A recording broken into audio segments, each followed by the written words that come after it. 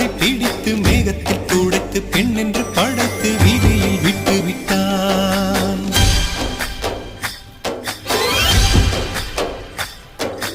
இப்படி இன்னொரு பெண்மையை படைக்க தன்னிடம் கற்பனை தீர்ந்ததை எண்ணித்தான் பிரம்மனும் மூச்சையுற்றான்.